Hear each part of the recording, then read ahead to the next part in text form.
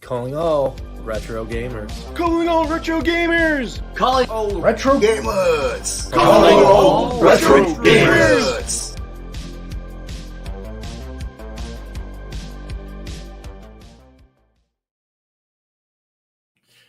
What's going on, everyone? Welcome to Calling All Retro Gamers, your or bi-weekly? Yes, bi-weekly show where it's just basically a excuse for me and Ed to hang out with you guys and talk some cool retro stuff. What's going on? Pretty much. Just hanging in? Just hanging in there. We got some people in the chat already. We got Lloyd, our Jim here. What's up? How's it going? And we've got Ian Hobbies watching the Game Awards. Yeah. There's some stuff going down.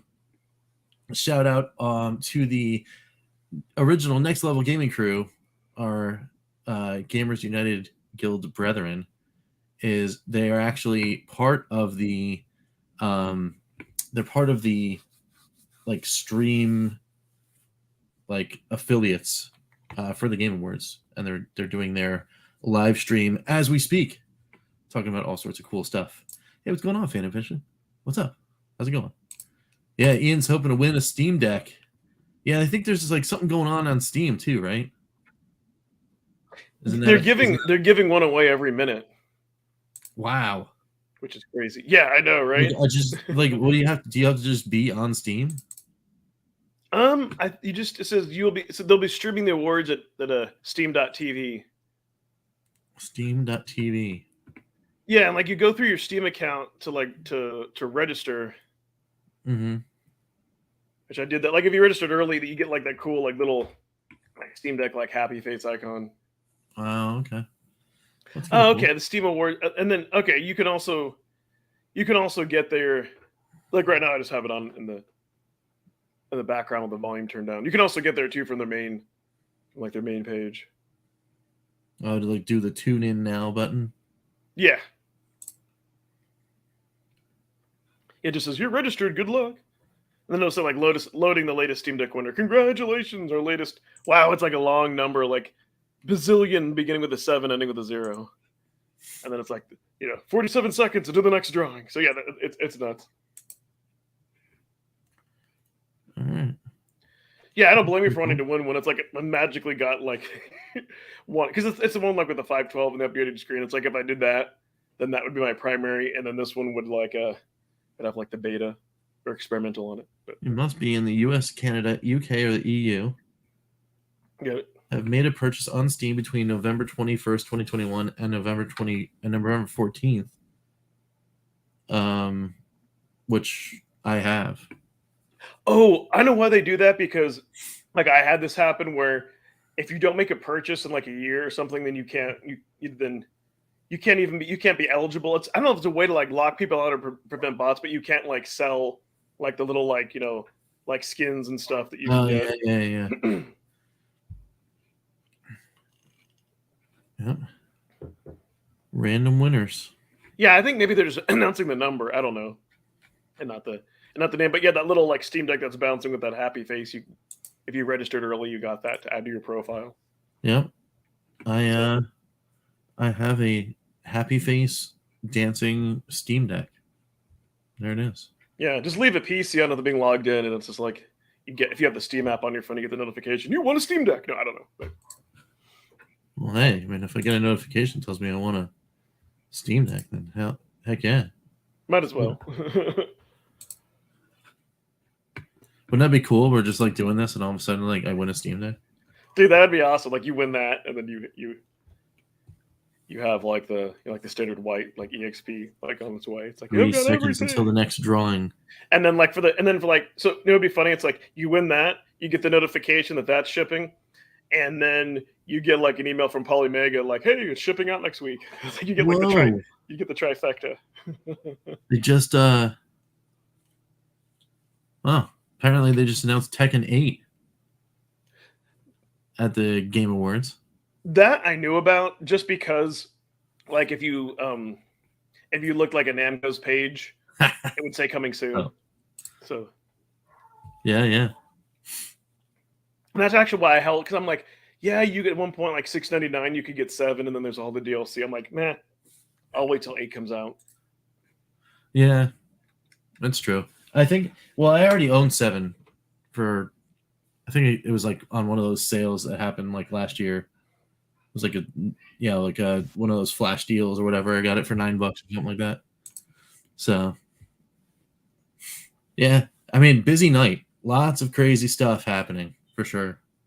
So, but in other news, and I want to do this in the intro segment, even though no one actually, I guess if there was no one here that was watching the vids, no one has asked yet about the bat, and I think I want to tell the tale, because Tuesday night we're going to make dinner, right?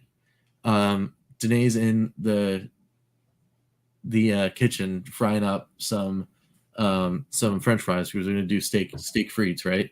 Ooh. And yeah, it was good. It was good times. But dinner was a little delayed because as she was doing that, she started screaming like something was like seriously wrong. Like I thought she got burnt and we were going to go to the emergency room. That's how bad I thought this was. So I come running into the kitchen. I'm like, what's wrong? Like, she just looks fine. Everything's looking good. Everything's nominal. And she's like freaking out. I'm like, oh, what the heck is going on? And then I see it. It's like something flying around in the kitchen. And I'm like, what the heck is this? And it turned out that it wasn't like a bird. It was actually a bat.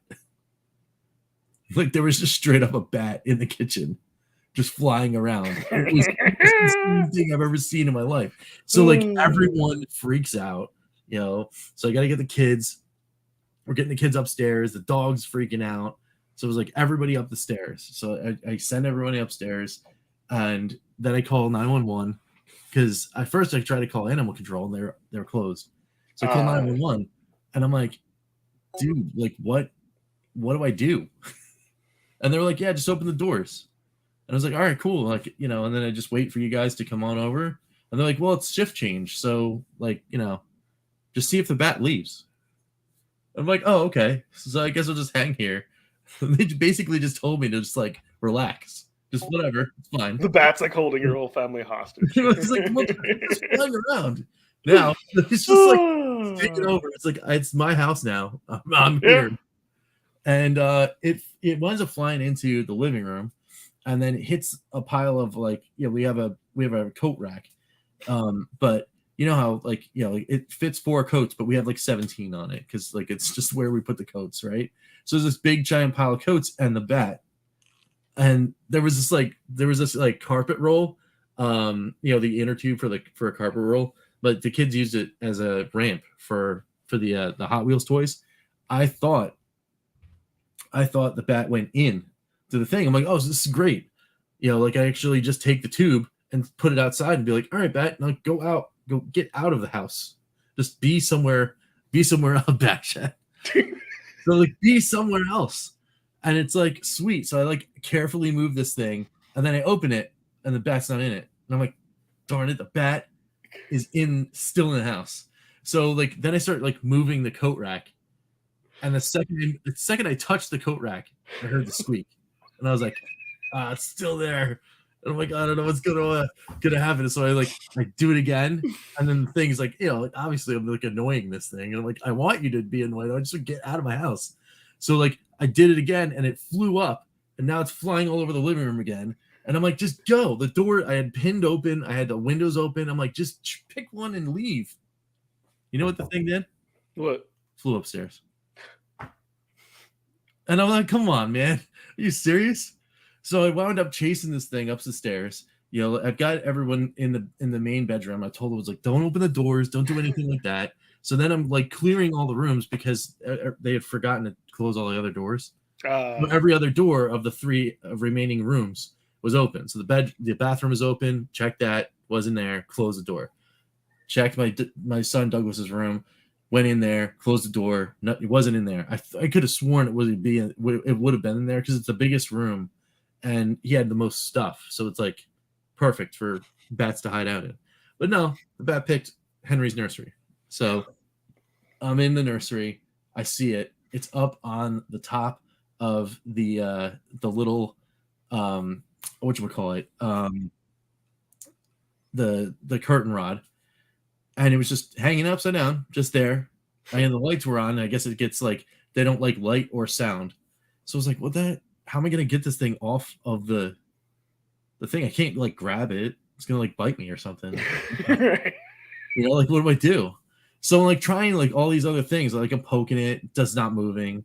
Like I tried getting a bag, and I put it like tried to put the bag over it so I could try to get it to fly into the bag. Yeah. And I'm like, well, I don't know what to do with this thing.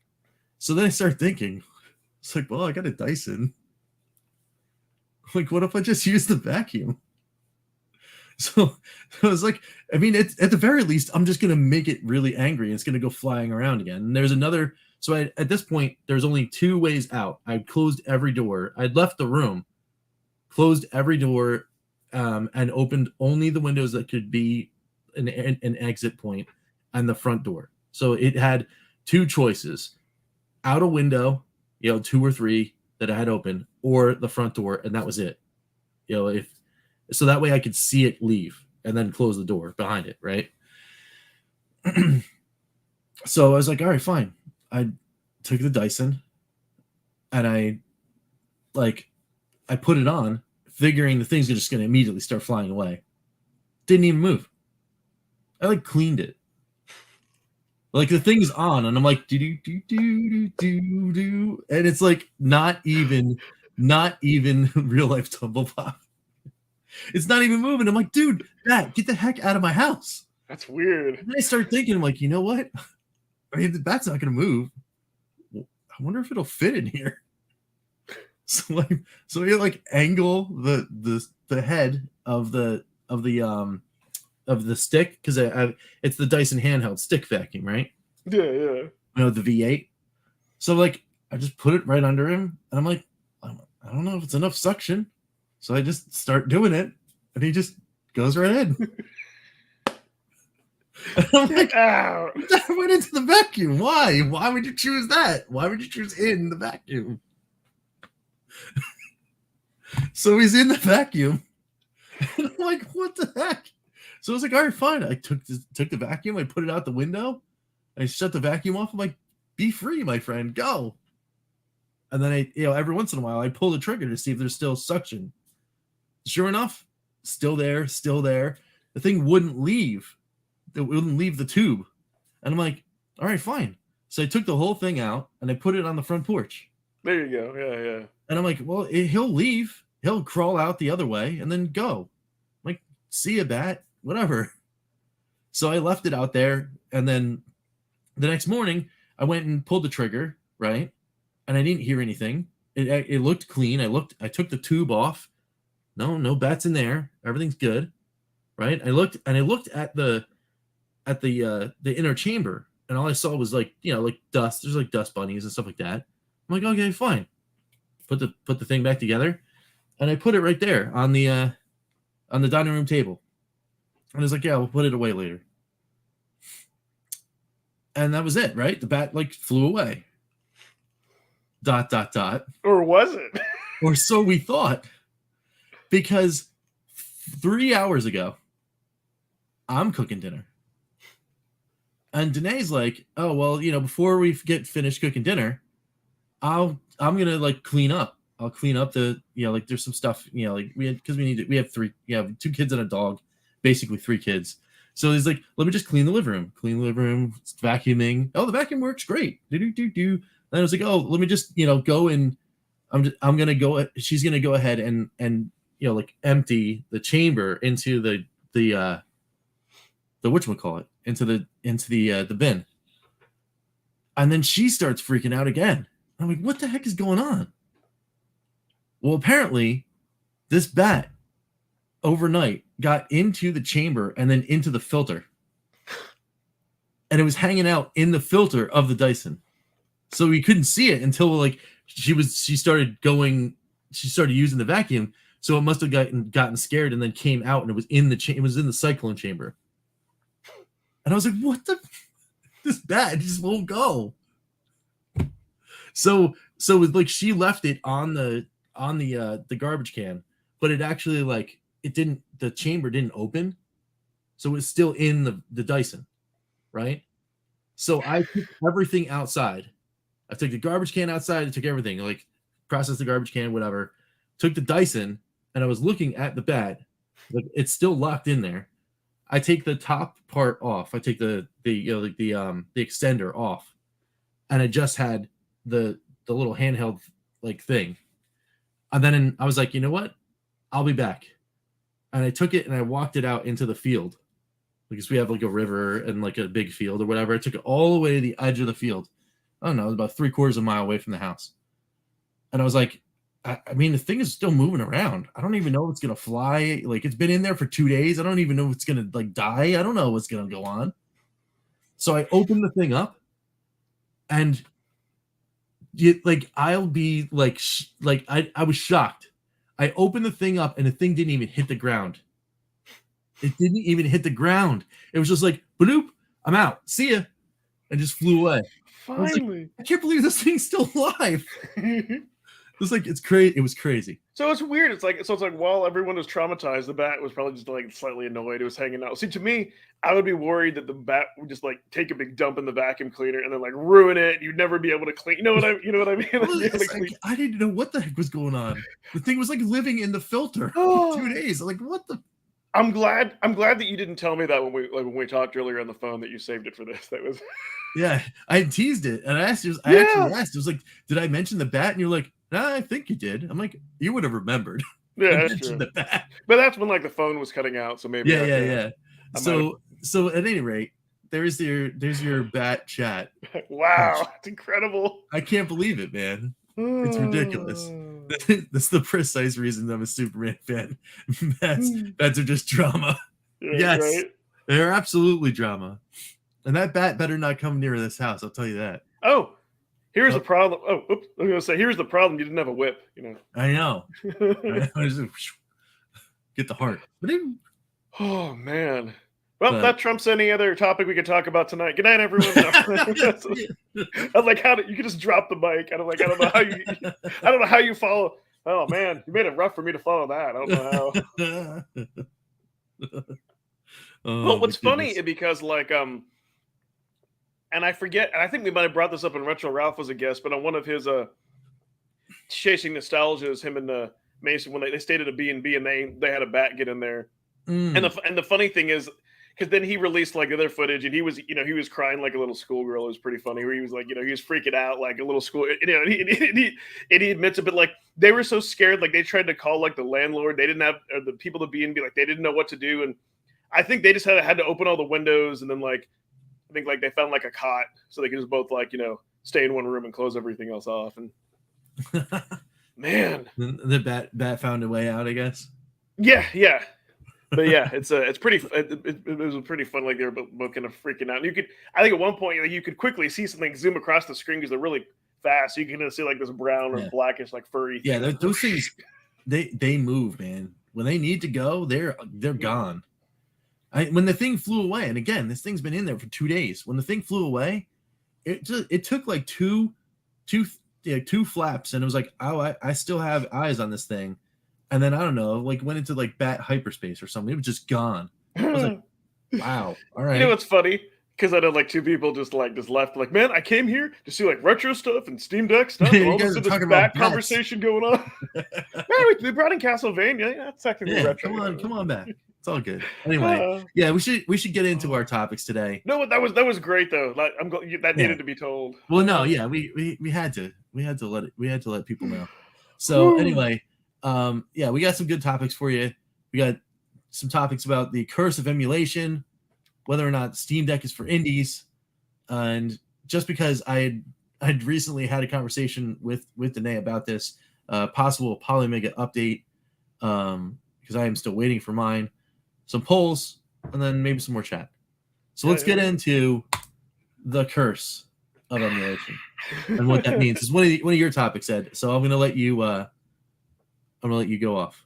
Alrighty. So the reason I bring this up because all right, so to backtrack, so throughout, let's just say like the last actually, well, technically, I can remember emulation like in the late was it maybe like 1996 or 1997? I had like a gateway, like a Pentium 2, I could remember using like Nesticle Mhm. and playing like Nintendo like Jackie Chan games, and then it was like so it's weird because like emulation does have some nostalgia for me, and then I can remember when I went to college rediscovering, oh my gosh, Super Nintendo, and like playing like Final Fantasy V, which wasn't over here yet, and there was like an English Mhm. translation of it. Like it Yeah. was like at that time you couldn't even like buy that type of stuff. So Right.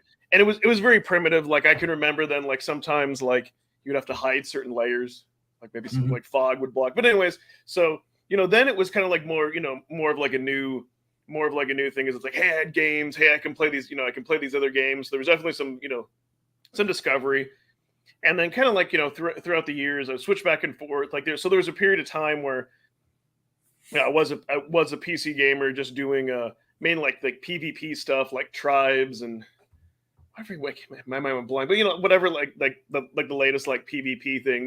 Then after that, I kind of switched over to like just like indie games, like Humble Bundle. So kind of like before Evercade, that was like a great way for discovery. Find like these anything from let's. And I don't mean this as an insult, just an example. Like Basic is Doodle World, something Mhm. like simple like that, which is a lot of fun. Just like some other indie games that are a lot more something like Stardew Valley. Let's see. I mean Sure. that's become more of a mainstream. It's something like that complicated on the other spectrum of things. So, but Mhm. between every now and then, I got like a PS4 a few years back, and I was like, into Call of Duty. But anyway, so I bring this up without rambling on too much. I'd always kind of dabble into emulation, but more of just hey, load some ROMs on my computer, play some stuff. No fancy artwork, nothing really official. It's just like just play, at that point, just play ROMs or whatever. Mhm. So, being that I have a Steam Deck, that is, I think on any device where you can, you got to dabble on that. And I'm also going to talk in that. And I did also like dabble into the Epic Store, which kind of runs into the same problem, kind of into that. So I'm like, hey, let me load this. I'm like, I just want to see what it's, want to see what it's all about. There's an uninstall button, you know, and I told myself I'm not going to grab a bunch of ROMs, although I think, and I ended up putting like 78 just because like I grabbed all the Activision. I'm like, let me just dump it. I'm like, let me check it out and see what it is. And then I messed with stuff, and I even was going to try like Cruise and Switch game, and then I found some other things, and got like the BIOSes and got that copied over, hooked it up to my monitor using a keyboard and mouse, and because it to tinker around with that stuff, it just it takes a little while, and I did get it, but then then the thing is when it's done and it tries to match like the cover art, and it couldn't load all the cover art, and then I was like, oh man, then it's going to be work to go through that, and then of course, like the Switch game wouldn't even load. Like it just, and at this point before that, I was messing around a lot with the Epic Store, and I'll kind of talk about that. So I wasn't really in the troubleshooting mood. Some other games loaded fine. Something like what Cruising 2006 on the PS2, like it worked, but I was going to tell to to get the frame rate up, it was going to take some tweaking. I'm like, oh, do I want to? But then something like like Tetris worked fine. Mhm. It actually surprised me, like the game, like how clear it looked, and I'm like, I could just always play that on, even though this is a better screen. But I'm like, this isn't really the device for that. So I did get it to work, but here's the thing that's weird, and I didn't think I would care. So yes, having to go through the cover art, and kind of the same problem with the Epic Store is that I do miss the Steam integration. Like when you go to a game, it tells you a little bit about it. You can go to guides. You can go to the community tab, achievements. Like I know I've said before, I don't care about achievements, but it is fun actually just playing a game and it pops up. You've unlocked blah blah blah. Yeah. It just so it's like I really liked how polished just how polished Steam is and all that. And then I was just like, what? And then at some point I was just like, I didn't. So here's what's weird. I had an epiphany. I'm like, I don't want to play any of these games that I just copied over. So I deleted, I undid everything, and then like a fool though, I didn't use the thing to remove all the games that it created for like the non-Steam games. So I had to manually go back with the mouse and delete all that. I'm like, fine, that's my punishment. So I removed, I kind of removed all that stuff, but I didn't want to play any of those games because I was like, this isn't the device for that. Mm. And so I'll touch on the Epic Store. So you can use something called the Heroic Launcher, and you can download your games. But here's what's weird though: you have to go through it. You download the game, and then you choose a Proton. For those of you who don't know, the Proton is the compatibility layer. And normally in Steam, you can change that stuff on the fly in the interface. For this, you have to go to desktop mode, And then initially, like, I had to like launch the game in desktop mode because it was giving a weird error that, you know, that wine wasn't configured, but you can Google it. And so I did finally get it working, but then I noticed like when I loaded up some of the other indie games like Enter the Gungeon, like the frame rate would jump up. But here's what was weird. So I started playing that, and that's a roguelike type game, right? And I noticed after quitting out, I'm like, why isn't it saving my settings or my button remappings? And then I'm like, why isn't it saving my progress? And I've noticed other people kind of had that issue too, where it wasn't, you know, then then like a Horizon Turbo and all that, like that wasn't saving my progress. I'm like, well, this is dumb. I can't play a game and not have it save my progress. And so it was just, I don't, you know, so I ended up removing all that too. And then like Horizon Turbo was on sale for $4. Okay, I'll grab that.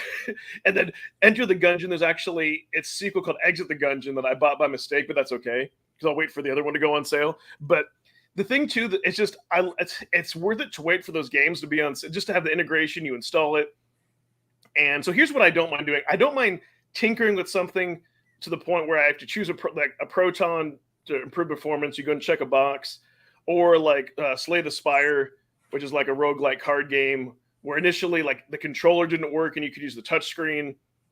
And then I saw that somebody made a community a profile, and then everything worked the way I want. So I don't mind like button mapping, tweaking that, changing going in, like changing Proton, like with Black Widow Recharge, like before. So here's what's interesting with the Steam Deck. That's a native Linux port, and it's still like occasionally in certain parts it would freeze up like for just like a bit of stutter for just a moment, but sometimes I would die. Like one of the dudes like explodes, or a bunch of like those insects get on the screen, like when it kind of goes like yellow and all that. So with Proton 7.5 came out, I pointed it towards that, and it worked better than the native Linux port. So I don't mind a little bit of tinkering, changing resolution, because that's like normal PC gamer stuff. Like I don't mind that. What I don't want to get into to the point where you're having to like, do the artwork or rename, and then you don't have all those other integration things. And then I like too that like on Recharged, that because like the classic mode, I think we were talking about this, not many, I think I'm like number 14th, like not many people are playing that mode. So to get within the top 25 or so, like I think I'm like at like 4,000 for a score. Like it's very doable. So like there's online leaderboards and integration. So I'm like, you know what? There are other free games that I could play through Epic, but you have to like go into desktop mode anytime you want to change something, which is annoying. Not only that, what's weird is because because it's going through the launcher, it takes a little bit more power. Like I noticed, like with Horizon, normally I think like when I tried it out, it was gonna say I had 4 hours remaining. Today it's like I have like 5 hours, so it uses a little bit more power too because it has to go through the launcher. I mean, it'll still play it fine, but you're using a little more battery life versus if you're using the Steam versions, it's all optimized. So, and then I had an epiphany. Like the reason I got back into the Steam Deck is because I miss playing those modern indie games. Like in other words, like they're made within like this era, but they feel like they could have been made back then. Like the other night I was playing like a 99 Vitas, which is a pretty cool like anime-ish kind of beat 'em up that's pixel art that I had on PlayStation Plus, and that I picked up for like less than $1. I got to do a video of like how you can find like the best way to find the good deals. But I was playing that, and that one actually was a native port that wouldn't run. But then it would. But then like, it would run in the experimental, the better Proton. And that's the other thing too. There's the Proton database where you can do a search and people have games listed. Like they have like the fixes that they've done, and you can have a plugin for Chrome. So I don't mind looking at that, seeing if something is compatible. Let's say there's a game I really wanted to play and I had to spend 20 minutes just once to get it. Like I'm good at that. But I don't. The problem is like I go down the rabbit hole and all that, and then I realized I'm like, and I've said this before, there's a reason why I don't play like Super Mario 3 on my PC, because I love those games. I love Zelda and all, but I don't have the desire to go back and play them because I have played them to death. And then I was like, well, that's why you have an Evercade, dummy, so you can discover all those other cool retro games. Right.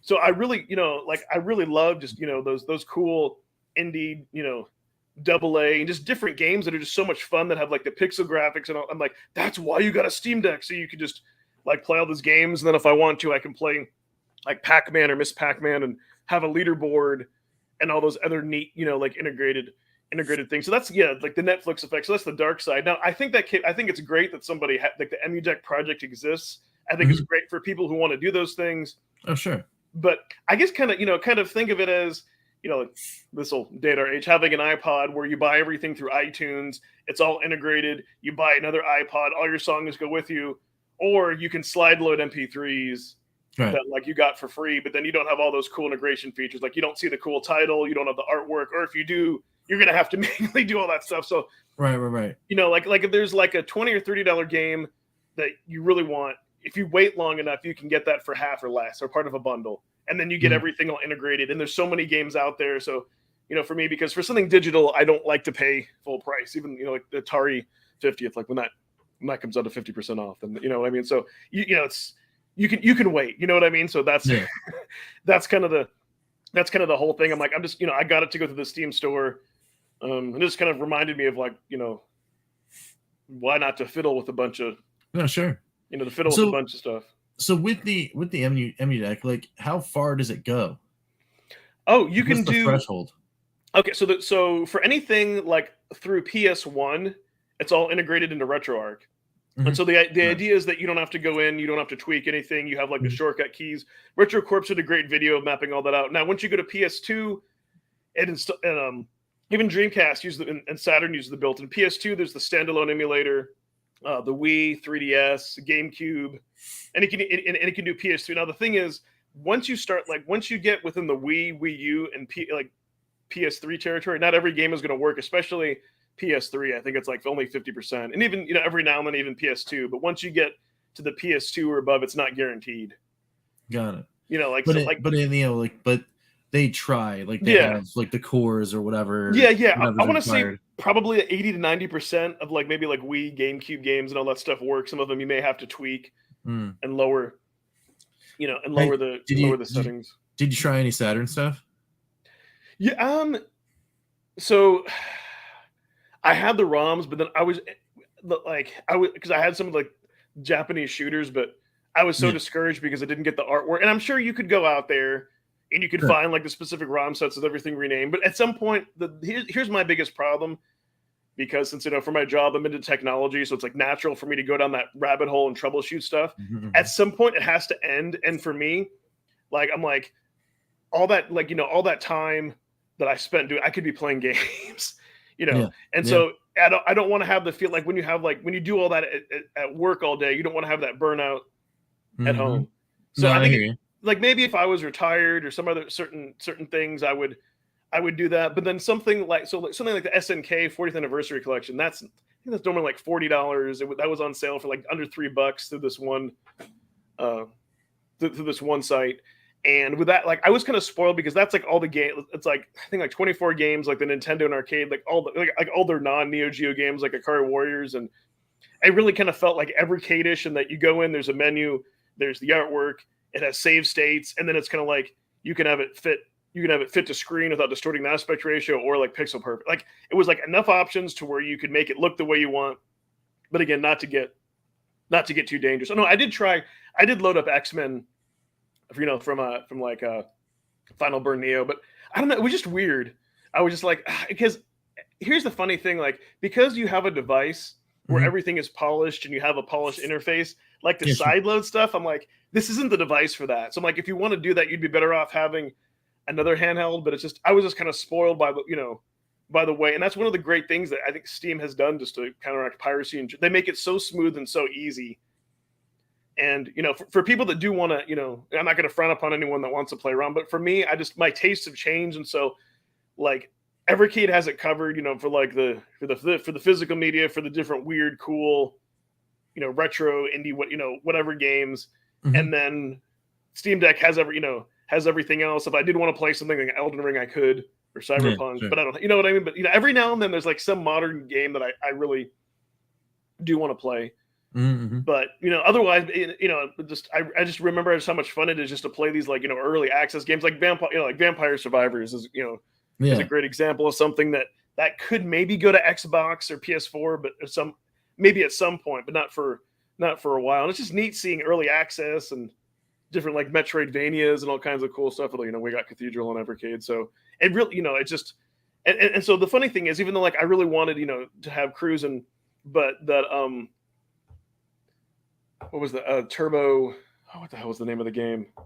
That racing game that's been Horizon Turbo, which has been around for a while, which you can play on your phone. But I remember when playing that, I'm like, man, we really need controls. So that game, you can also put on ×8 anti-alias the deck doesn't blink at all, and it's a cool kind of just like different arcade. But that's what all I needed. $4. I just needed some cool type of like arcade racer, and so I was like, I really don't need to play. I'm like, I don't really even need to play the original F-Zero. I played that, so it's just kind of weird. Like my gaming habits have changed, and it reminded me of why I wanted the deck, because I wanted something that just had those different games that had deals. Like I love, like I almost enjoy like looking for the deals as I do playing the games. But again, you just have to be careful that you don't get like too obsessed. One thing I will say that's neat that I will say that the deck does have in common that was spoiled me with Evercade, because like you have save states and all that, right? Well, what you can do, as long as the game isn't online, I haven't tested on playing games online, but if you're playing a game, you can pause it, tap the button on the top, it instantly goes into suspend mode.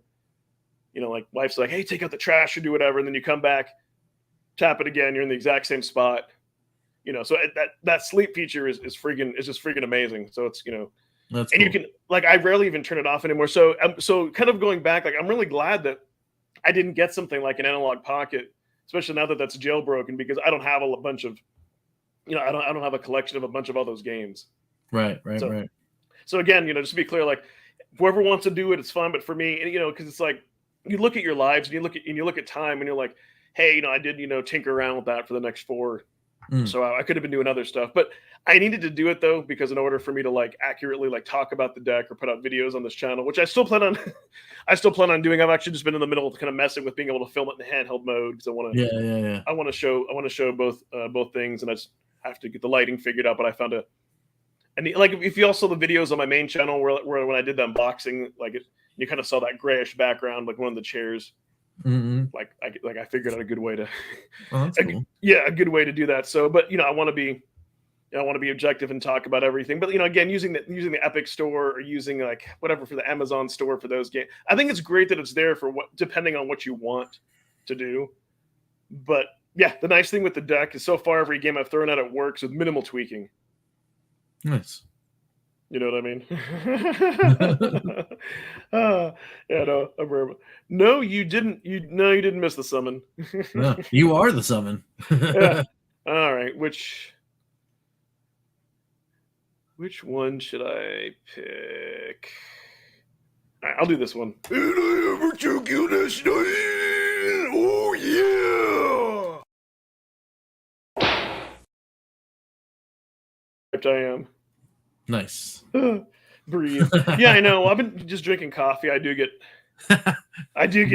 really hyped, but yeah. So I mean, it's I guess at least for now, it's the one device that can kind of, depending on what you want to do, it can do everything. And to be honest, like let's say if I did really want to play like Switch games, there were titles that I really did want to go ahead and play, I probably I would just be like, what, I'll just bite the bullet and just buy the light version, because I don't care about hooking it up to the TV, and I'll just and I'll especially at some point, if like you could like pick those up like at a pawn shop for $50 as the newer ones come out, Right. Plug and play. Like that's for me, that's where it's at. And so again, cool.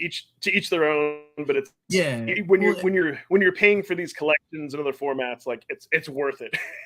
Yeah, and it's gonna be like different for everyone, especially right now, being as that there is such a high barrier to entry as far as the Steam Deck is concerned. It's one of those things where like those things interest me though when you're talking about emulation, and it is the deep rabbit hole that you could fall down. Like for example, I've been just recently getting into emulation, like testing stuff out on the Atari VCS. Because of the the Linux distro that they slapped on the USB stick, this little guy right here, it's the box for it anyway, because I have it already hooked up. Because the cool thing about the VCS stick is you could just leave it in and then choose to exit and drop to standard Atari OS or go into your Linux distro. Which is pretty neat, and it's got it's Debian, which is the root Linux distro that the Atari OS. See ya. Yeah, enjoy the food. Thanks for stopping by.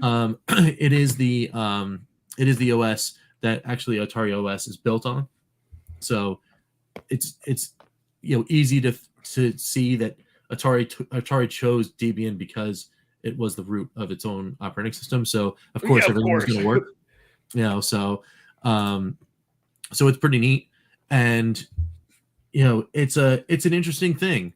Like things that I didn't expect to work immediately actually did work, right? So once I booted into the Debian operating system, I had my handy dandy Logitech like touchpad keyboard. Ooh, that's cool. Which is very convenient. It's really light. It's lightweight. You can put it on a lap. You can put it like actually right next to my main keyboard mouse combo that I have right now, which is what I do when I actually am using the VCS. You just pop it on, and then you're ready to go. It's got a cool store that has emulation built into the store. So like you just open the Debian store and then look up like Genesis or Super Nintendo or whatever, and there's Linux distro compatible emulation right there. You just click the button, it just downloads, and then you're running that distro. So of course for me, I was trying to solve the the problem of the Axe Battler on Game Gear, as I own a Retron 5 and cannot play Axe Battler on it because it doesn't read it. I needed to find some other way to play it, so I slapped the ROM that I got from a website into that distro and popped right on. Oh, so you know what's funny? And I kid you not, like I've seen other various Steam Deck videos, and with me, I find it to be hilarious because like some YouTubers are like, like I ripped all these games and it was who does it? Like I know like technically you're supposed to, but I'm like, if you have the freaking cart, download. People download ROMs who don't own the carts anyway. So I think people like, to me that's like, I don't know, to me that's like the ultimate gatekeep. If you're like, well, I rip all my own, like really? Like it's one thing if you want to say, hey, I'm only going to play the stuff that I own, but that's what Pipe Packer is supposed to do. So here's a question I've been dying to ask, and you've experienced. So I know to capture footage and do that. Yes, you put the ROM on there. But let's say if you're just like, let's say you're not doing your YouTubes, you're just wanting to play it for the experience and have fun. Does it scratch that itch, or does it kind of feel more utilitarian that this is more of a tool to capture footage that you don't enjoy it as much? Do you still does it satisfied even enough where you're like, no, I don't need to get a Game Gear, or you're like, no, I would love to have a Game Gear to be able to play it in some original way since I can't the Retron? So I think, to be honest, it's kind of like either way, but let me just oops. I'm actually so that's why you're doing that. So that's I totally get that, and like now I understand like why Rich has that at games, because it's just like, hey, I can plug in a key, I can play all these different arcade games, I don't really have to do anything, and it's not like it's emulating Nintendo, and it's doing something that none of your other devices can do. So I mean, I get that, and I think that's awesome. Like if you have a device like that, you have enjoyment, that's great. But for me, it's overwhelming. Oh, okay, that's the desktop. Okay, oh, that's cool. So this is Debian Linux running on the Atari VCS right now. And then it's got this emulator, which is the Osmos emulator, which is, it's one of those that's been around for a little bit. But let me see if it downloads. Axe Battler. There we go. So people can actually see it. Yeah. I was like hurting my eyes with my glasses. Like, and then, oh, we can hear the audio too. Cool. Yeah. Long. And then the cool thing is, right? Because I'm using my Atari VCS. See, oh man, that's a plus. So, like, you don't like it just works. Yeah. So his name was Axe Battler. So the weird thing though is, and I know you're gonna I have to like fiddle with it, but you would figure, okay, analog sticks are not gonna work, but your D-pad does, right? Ah. But it's the other way around. So you know what? So Funny thing. so it's Funny analog thing. stick only, which is weird. No, I can relate because of playing like when I like Black Widow Recharged. Only Sure. it's a twin stick shooter. You're only going to use the twin stick, but just out of habit, I would use the D-pad to go through the menu, and I was doing it enough for it to irritate me. So I actually went back and I mapped it just so now I could use the D-pad for that reason. So yeah, it is weird, but I can relate. It's like you want to have both to work just because you're used to going through the menus. Yeah.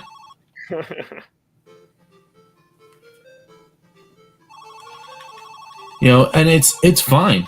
So like when I was playing this on the Anbernic, right? Yeah. It played a little slower and just kind of okay in the standard emulation.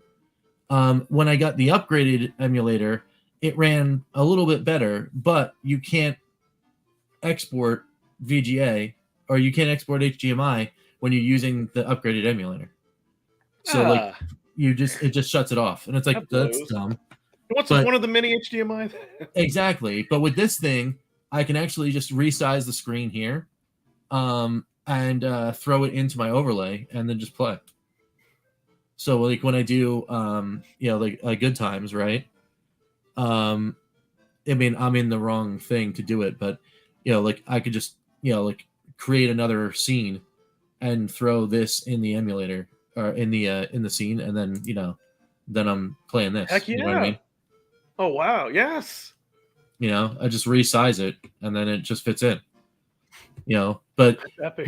but it would work, right? Yeah. So anyway,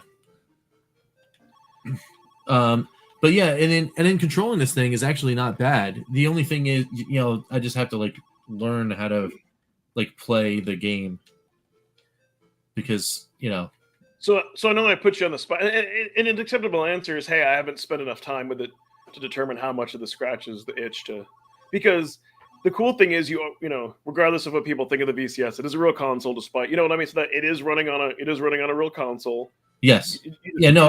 I anyone that would say otherwise in the argument of Atari is an Atari VCS like a real console, like my answer is just get out of here, because yes, like it has a store, it has everything else that you need, like like it's good. Yeah, and I just had to bring that up because in my mind, either now or on the replay, I know someone's going to be like shouting at the screen, like "You guys are dumb." So I had to, yeah. But I mean, and you have good controls and all that, and so maybe because it's an OS, it's a Linux OS, and it's not, it's not something that's you're not in either. It's not like you're side loading it, you're going through the polished interface, or like you're going through Steam. That's it's kind of weird. Like it gives you a different vibe. You know what I mean? Like like mentally. At least for me, like I would accept the fact that it's loaded through an emulator. I mean, hell, it says an emulator. It's not trying to hide that layer, right? So that's kind of that's. Do you think? So that's the thing. It could, and especially since for this you also own the physical cart, so that's why I said there's. Yeah, I mean, I'm not worried about somebody yelling at me about like, no. You're like, you need to own the game, and it's like, well, okay. No, not from a legal standpoint. I'm talking about like that helps add to the nostalgia because you're. Absolutely. Because I know, again, it sounds kind of weird, but then you think, hey, well, I have the physical card. It's a reminder that I have the game. I could still technically download the ROM and play it anywhere. And like Steam gives you that same feeling, like, hey, I'll, as long as Valve stays in business, which especially now I don't see them going anywhere, you'll always be able to get that back. You'll always be able to get your saves that are synced. Like this kind of does that. Yep. So how much does it scratch that itch, or is it too early to say? I mean, for me, I am thoroughly like in the yes, I'm very happy about being able to play this. Yeah. And it's good. The only thing that like is if you could have seen it too, it was happening a little bit. This particular Atari VCS controller has a little bit of left stick drift. Yeah. It pushes every once in a while. So that is a thing that happens. So like, I wouldn't continue playing with this controller. I'd go get my other Xbox controller, or the other Atari VCS controller I have upstairs, and then play. I would also want to like use the D-pad rather than the analog stick to control, because like that really would scratch that nostalgia itch. Because like playing on an analog stick, it's not the same. So It just so isn't. okay, so now I'm going to give you a tough question. Yeah. Let's say it's within let's say it's like in your means, like, tomorrow you wake up and like Tooth Fairy had been there and you find like a few $100s under your pillow. You're like, ooh, ooh, ooh. And you talk to the wife, she's like, yeah, you can use that for whatever. We're good. We don't need, we don't use it on any miscellaneous stuff. So it's like, let's just say you magically have the means, Mhm. and you could, and then you could only get one thing, and you're going through eBay, and you're like, oh, okay, here's a tricked out Game Gear. It has, and I'm gonna make this even. Let's say it even has like TV out. It has a battery mod. Sure. It has it has upgraded screen and all that good stuff. So you're like, oh, I could get that. But then let's say for the exact same price, you scroll down further, and now let's say you see like a Pocket Neo Geo Color. It has the original clicky stick. It has like some cool rare shell, Mhm. but it like the upgraded screen, which just looks beautiful. And let's say somebody else, like, I don't know if it exists, but let's say they also put in like a USB-C mod, and Sure. and so now it's like, then it's kind of like, well, I don't have as many Game Gear games, but I also, now I can play, now I could bring this thing anywhere. I could play my Neo Geo Pocket, but I already have a Neo Geo Pocket, but here's this upgraded thing, Which do you pick? That's why it would be tough to does this scratch that itch enough where you're like, I could get some other. That's kind of where I'm going at. I could get some other handheld. So with me specifically and the Game Gear, I use the Game Gear as if it's another extension of the Sega Master System. So I don't necessarily need to have it with me, because when I sit down to play a Master System game, I'm sitting down here on the Retron and we're going, right?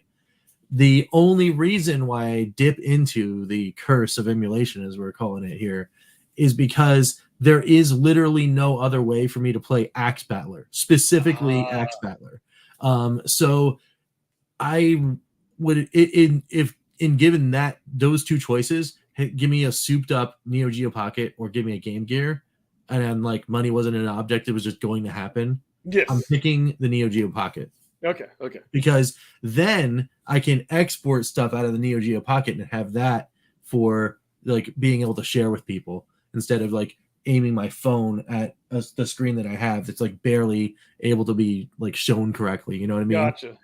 So you answered a that very I important totally question, get. which is great. Is that you're into the Game Gear games because they're extension of the Master System library, Yeah. not necessarily for the handheld and the portable experience. Correct. So that makes it's all about the games for me. And my Retron literally plays every single game except for Axe Battler and two others. So then let me guess. Let's say the next Game Gear game you pick up, if you can just pop it in the Retron, then you're just going to do that and not even mess with this. 100%. Okay.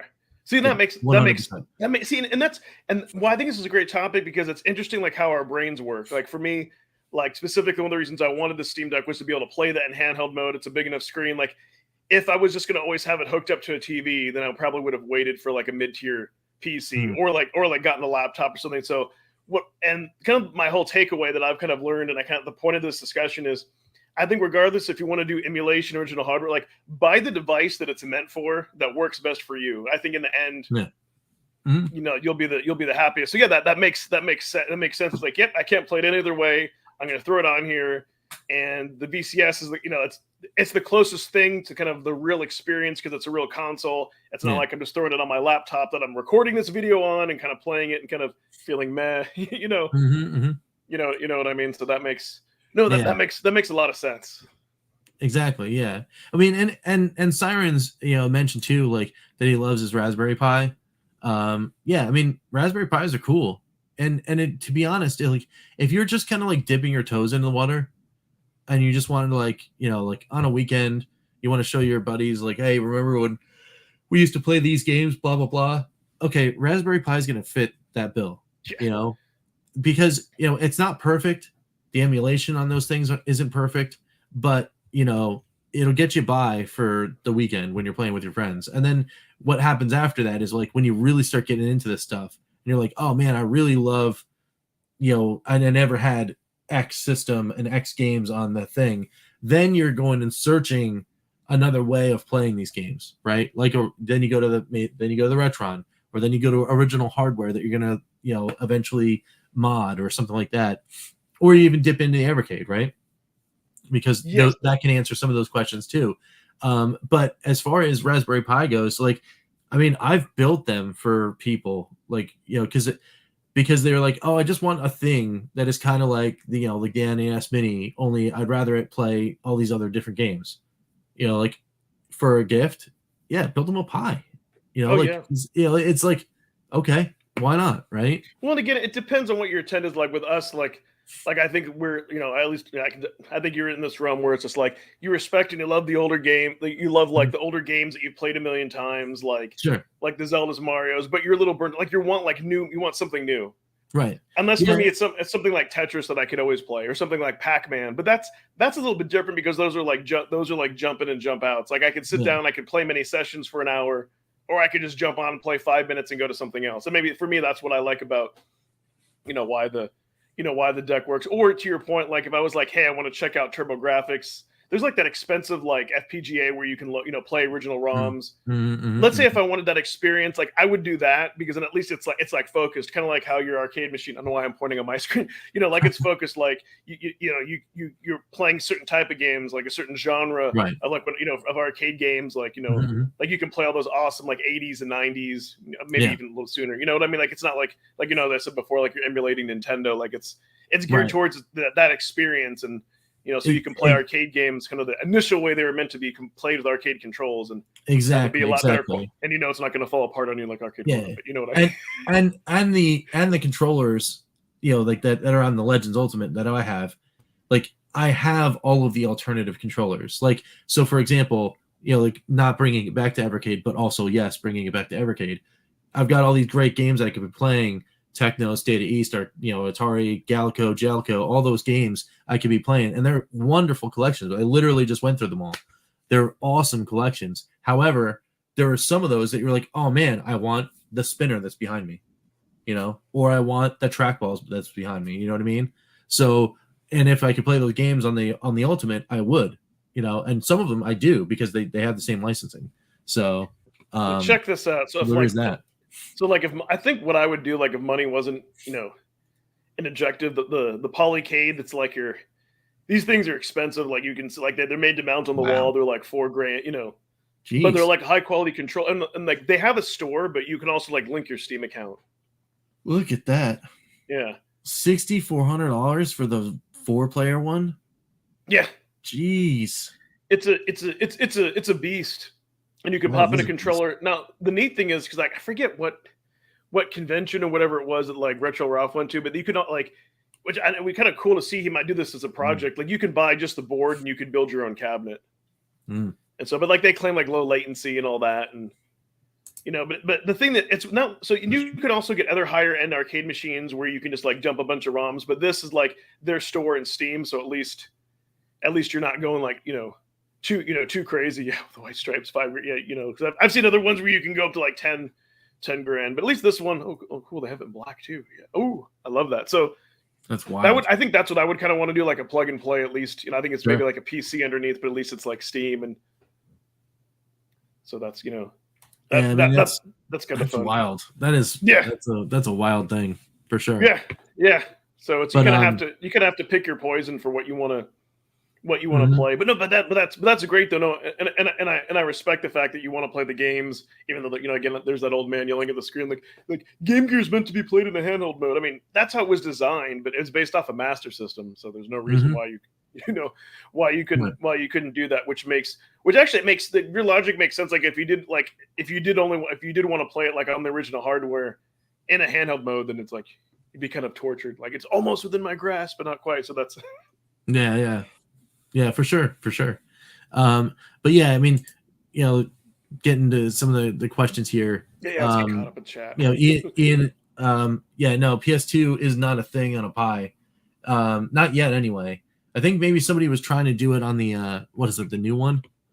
The 4, yeah. Yeah, they were trying to do that on the 4 Plus, and like they were getting like the BIOS to run, and they were getting like some things to run, but not like they're not there yet, and I don't think the hardware is there yet either. There's some of the higher end like handhelds, like Yeah, so we're starting to get close, but they can. But it's so weird to think Yeah. about, like handhelds emulating all that kind of stuff.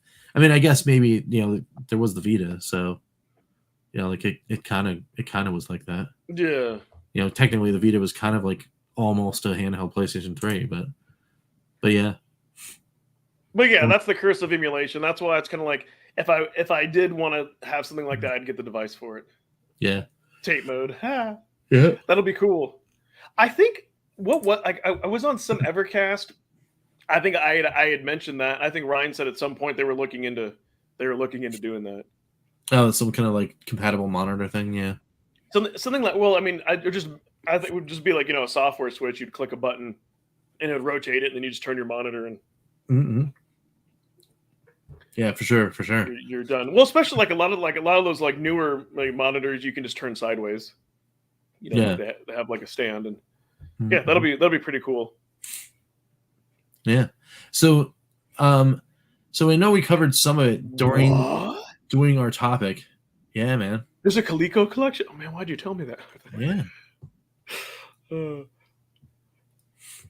Yeah, let's go to the next topic. But yeah, I was like, yeah. Well, but speaking of like, it's like tangentially related, and we did touch on it a little bit.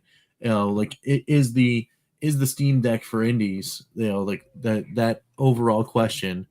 As far as I'm concerned, that was the main reason why I thought about getting a Steam Deck in the first place. It wasn't for AAA handheld stuff.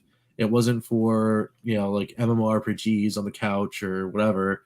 It was literally for, this is going to be the extension or the continuation of what I wanted out of the Vita itself, right? A machine that I could play all of those indie bundles that I got on Humble Bundle and all that kind of stuff, wherever I was. And that's what the Steam Deck like equaled for me. So that's, definitely something I'm looking for. In that sense. All I want to say is Phantom Fiction. You're a very, very bad person. No, no, I'm gonna add it to my wish list. Again, I won't pay the. But see, that's the thing. When you have a back catalog of games, and you don't need to worry about paying the retail. But yeah, I will totally add that and keep my eye out for those collections. So yeah, it's designed for. So here's the great thing I want to say with indie games, that on average, like most games, you're gonna get 4 to 5 hours of battery life. Even like something, and actually, I think when I was playing like Black Widow, it was like maybe at 80%, and it was at 4 hours. And so something like Retro Dodo, you could play for like 7. So which is interesting because before, like with every kid, I'm used to 4 or 5 hours of battery life, and depending on what you want to play. But then you'll get something weird like Soul Survivors. That's an indie game that doesn't take as much, and even on the low settings, like that thing will suck the life out of you. Like I've tried, like it's still in early access. Like they've not optimized it for the Steam Deck. Like I've tried turning it down to 40 frames per second, and that was like the first game that I was like getting like 2 hours. Like I'm like, this isn't a AAA. So indie is totally for the Steam Deck, because I think on average you'll get that 4 to 5. You get and the thing charges really fast. If you're down to like probably a full charge, would take 2 hours. 50% takes an hour. Here's the one interesting thing that I've learned, because there's a vent on the back, like on the back right side, not the where the heat's going to go out. So not it does get warm, but not where it's going to like burn you, like not like touching the top of a PS4 where I feel like I could cook like a chicken or something on. So you just have to be a little mindful it's warm. But so the iVolar dock that I have it in, when I was doing like all that testing and like tinkering around with the Heroic Launcher stuff in desktop mode, that because that thing is metal, like that got hot. Like that got, that acted as like a heat sink. Like that thing got like really, really hot. And then the brick that plugs into the wall for the Steam Deck, that thing gets really warm. Because I mean, it's like 65 watts. So I would expect it to. But yeah, you don't have to worry about like hurting yourself with the deck. But yeah, I would say definitely somebody who's just getting it for indies. Like for me, I think that's what's perfect. I mean, and not just because I have like a built up collection, but because like, here's the thing, like sometimes like let's say something would pop up on the PS4 store. I'm like, yeah, I might want to play that game. I might not. But it's like $20. But then there's like a Steam sale, like Miss Pac-Man's like 99 cents. I'm like, done. You know what I mean? Like some of these games, it's like a few dollars. It's like no brainer. You got to be careful, long as you don't like get a bunch of like 50 of them, then it's $100. But still, if you did that like over the course of a year, got 50 games and it was like $100, like that's a great. And they're going to be there, and your saves are there. So yeah, I think it answers that question. Like it's for indies, because some of the Switch store has it, but like. Steam is going to get all the obscure stuff, like all the early access. And I will say too, it's an easier store to search. Like was like the very frustrating thing. Like the PS4 store. Let's say if I want to know everything that Namco's put out, I can't really type in Namco. I can't really type in retro. It's a lot more difficult versus, like I type in Pac-Man, click on Namco, see everything that it's published, and the publisher and the developer. Or you can just do it like there's categories like twin stick shooter, shoot 'em, roguelike, whatever you're into. So it's like they made it like a lot easier. And I like the fact that I can go on my PC and I can search for all that stuff, and then I can add it. You can add it to your list. And then there's also the Proton database, so before you even buy something, it's going to work. And I do believe if something doesn't work, like Steam will give you a refund, but it's neat. So you can see what people have tried and how much tweaking you want to do, and yeah. Oh, that's hilarious. Cool. Yeah, well, yeah. Actually, you missed it. I actually shut up and I let Rich talk. No, but he did. No, but that's cool though. Like it's one of those things where it's like, I ask these particular questions because it's like, all right, well, am I even thinking about continuing to have this on a list or not? Like, am I considering this thing or not? Like, that's a strong pull. Like the indie thing is a pretty strong pull. Well, so now I do have access to a large number of indie games through the Atari VCS because, of course, as I've done in my series, I've done a lot of cloud gaming through the Xbox app on the Atari VCS. So I can gain access to most newer indie games that way, and play them. But I know for a fact that there are so many more on Steam, and I own so many more of them, and I don't play them because I don't sit at a computer and play them. And that's what that draw is. The draw is to get the Steam Deck is like, because I own all of these things, I should just get a device that I can use to play them. Well, and then not only that, you'll be like, hey, here's a cool game that normally retails for $20. Oh, it's on sale for $5. Yeah.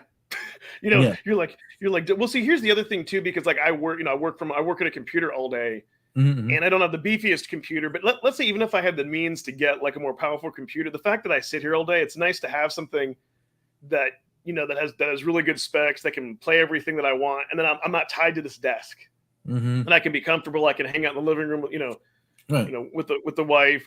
She does her thing, I do my thing. It's like, oh, honey, go do this, take out the trash, pause the game, boop. Yep. Go ahead and put in suspend mode, and and the screen is really nice. I've never looked at a Switch OLED. I don't know why some people complain about like me. It's like, it's fine. I'm good at that. As you did talk about, it is a little bit higher, and barrier to entry, and that's why I wasn't like sure myself to have the means. But here's the thing, and I've heard this term. I kind of look at it. It's like if you can get it, like it's kind of like cry once, pay and cry once, and then I would think this device is going to have a life cycle of at least 5 years.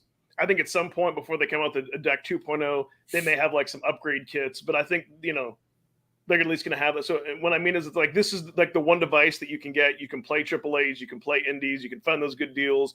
Your collection goes with you. Because for me, my whole thing is that if you're going to go digital anyways, then I'm like, well, then what's the point of like a PS4 or Xbox S?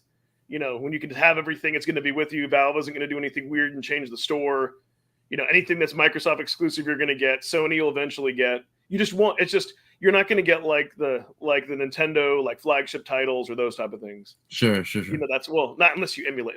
Again, and that's the thing. Like, how bad do you want to play it? How far do you want to go down the rabbit hole? But for me, it's just, I just want to get in there, play the games, and if you have a back catalog of games and then Humble Bundle, you just watch those, and you have that discovery. And so and at some point I'm gonna put my journey here on this channel. It's just as we before the show, me and Rich talked a little bit about, I was just kind of getting it set up to do handheld mode and then also to capture footage, and so all kinds of good stuff, because I do want to go talk. But I fully vetted. I did my research, and to be honest, I'm glad I waited a little bit, because there were some kind of bugs that they needed to work out, like connecting monitors and certain things. But they come out with updates and they keep adding game compatibility and all that. And what I'm hoping, so here's what I'm hoping is going to happen, is that over time, because developers are seeing that these things, it's selling like crazy, they're going to make games not just deck verified, but optimized, to conserve more battery life and maybe have different modes and all that type of stuff. And it's much easier to do that on a PC than, let's say, like for a Switch to, kind of do all that. So it's worth it. It's definitely worth it for indies. Very cool. Oh, Very cool. Yeah.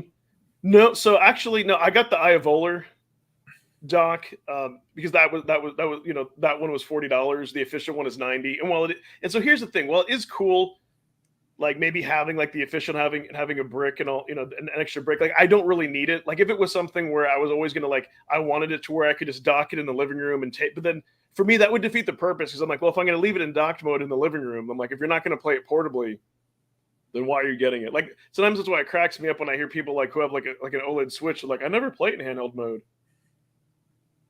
I'm like, and I think what I liked about the Eye of Volar was RetroCorps recommended that just barely over the JSOX. Yes, so JSOX makes a dock where you can pop in an NVMe, but so again, the only thing is that you can only play those games like while you're there. So which there is a use case for it. And I think it's cool that the technology has come that far. Mm. You know what I mean? So that type of gamer, I think that's like your AAA gamer. Where you're downloading those titles, like heck, I know on PS4, like Red Dead Redemption 2 is like maybe 150 gigs. So like 3 of those games would fill up a 512. So I think if you're that gamer where you have a lot of those titles, although here's probably what I would do if I was a gamer, and I know like Fan the Deck does this. He has like multiple like SD cards. And he has like a little thing. So it's kind of like you're treating like the SD cards almost like Nintendo Switch cards, but except think of it as like multiple games on it. Like I think if I was at that point, I would do that. Unless I always knew like, hey, unless I had like an awesome like man cave setup with a big TV, and I always knew that I was going to play these certain games. But I think at that point, then I would probably just have a deck that would be dedicated. And then would you maybe rather just have but great questions though. It kind of gets into that territory. For devices. And so I think it's silly if you have a handheld, but you want to put it in docked mode. And that's why, to your point, when you're talking about the game, you're like, yeah, it's just a means for me to play it. I don't care about the handheld. Like that makes sense. I mean, people can do whatever they want, but it's like buy the device and buy the stuff that suits, that suits you. For me, I just couldn't bring myself to buy like a PS5 or an Xbox S and be in the same boat, because at some point Microsoft's going to have Game Pass is going to go native to that. Like it's already like beta on VCS because so that would be another option too. It's like, hey, now you can run that like on anything and have multiple saves and all that, and all that great stuff. But yeah, great questions, guys. Keep them coming. Very cool. Very cool. Yeah, it's an awesome conversation. So I'm going to slide into, before we get to polls real quick. We're going to slide into this real quick update. There isn't a lot of things to talk about. And that I think is the actual update. So my wife, who amazingly got me on that, I guess what became the wait list for Polymega last year, told me about it. I don't know, right around Thanksgiving, that she had 2 weeks prior is like, hey, I got your Christmas gift. I know it's not going to be here. I'm just going to tell you what it is because it's not going to be under the tree or whatever. But I got you, I got you Polymega. I was like, this is awesome, and then 6 months goes by, and I was like, they said they were going to get some stuff out in 22, and some people started getting them. So I was like, oh sweet, like where am I in the line? So I reached out to them, and they gave me a boilerplate answer. And then around October, they came up with this pretty long thread, like, hey, things are pretty rough right now, but it's definitely going to get better. 23, the lines are going to come out again. They're going to be awesome. We're going to be able to get some more. Somebody asked them during that time in October, how many a day can you make? Can you make 50? Can you make 150, 500, whatever? And their answer was like, if we could make 50 a day, it would be amazing, but we're not even close to that right now. And I was like, wow, they're like really hurting. Is it like 5 a day, maybe? It's like it's 5 or less. Yeah, okay. Apparently they just couldn't get that production up and running. But like I said, apparently that's a thing that they are just about done solving, and they should start ramping up in 23. So, I'm not expecting anything until summer of 23, to be honest. and that's just to get the update saying that they're actually going to get to the order batch that I'm in. So But you should. So is it fair to say before 2024, sometime next year, you'll be getting it? That's I think it's accurate. Yeah. That'll happen. Now, who knows? Anything can happen, and if it changes, see, this is the other thing, because I kind of want to wrap it up in this conversation. They take the Polymega and the Steam Deck, and I have that conversation because we just had that conversation earlier about I know emulation. where you're going. I can tell it's like, telepathetically read your mind. like if it winds up being, hey, you know what? We tried. There's no Polymegas happening. It's done for. Get out of here. You're goodbye. Right? I mean, it was my gift, right? So that was already, like, that's money was already put out. Like, obviously we'd be getting a refund at that point. Mm-hmm. But the money's spent. Like, we already paid off the credit card. It's done. The money's out. So it's out there in the ether, and I don't have a product, to speak of. And if they say, well, you don't get a Polymega because there just isn't going to be one, then it's like, well, do I get a Steam Deck then? Yeah. And you'll get it within a week. And it's like, do I just do it? Yeah. At that point. Because you'll get it within a week or less. I mean, and the other thing too, I don't feel like it's also premium. It's something that's premium quality. It has some heft to it. Right. But I hope the Polymega does work out too, because I think what the Steam Deck is to PC gaming, like the Polymega is to retro gaming, because I think people forget there was a point in time where you could only buy PC games on CD, and then it all went digital. And so it's kind of like the same thing, like, here, except it's not portable, but it's like, take your games, put them on the shelf, copy them over. That way they don't have any wear and tear. Mm-hmm. But yeah, I get, hopefully you do get it, but if you don't, I think that's a good backup plan. Yeah, I mean, and it's the thing. It's like, because we were talking about that. Like, the only reason why I want it is,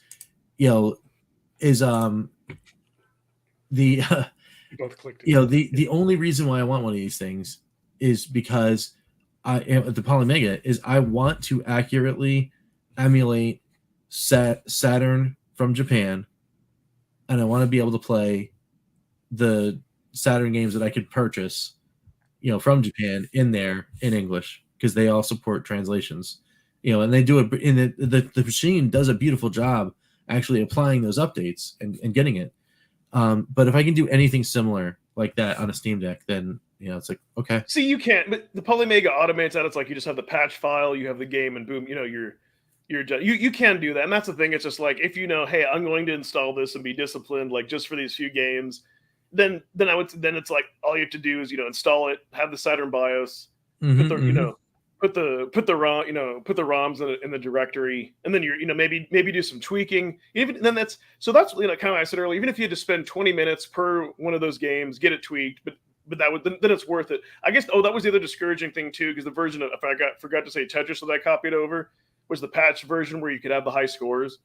And I guess it didn't recognize it because the save file was in that directory. And again, it's one of those things where I could have probably researched it, but then how far do you want to go? But I think being the fact that you really want to play those games, the same thing could work out. Like, you're like, hey, I'm going to buy the Japanese copies. I'm going to go ahead and then download the ISO. I'm going to go ahead and patch the ISO. Here, I have the cool physical copies for my shelf. I'll install EmuDeck on my Steam Deck, literally just to play these two games. And then I think you would be good. Yeah, I mean, it could be a possibility. I mean, either way, like, if I get a Steam Deck or I get the Polymega, I mean, I think things get more interesting.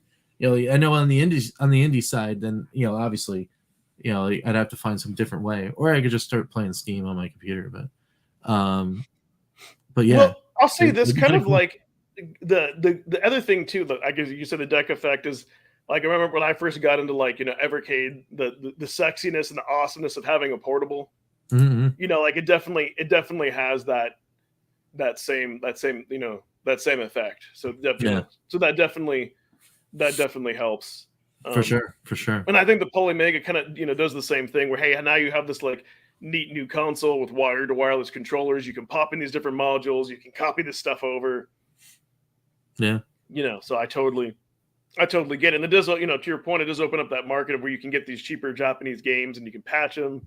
So yeah, like I think like especially like the fact that it does like Neo Geo CD. Like I know those are like those really aren't that expensive. Mm.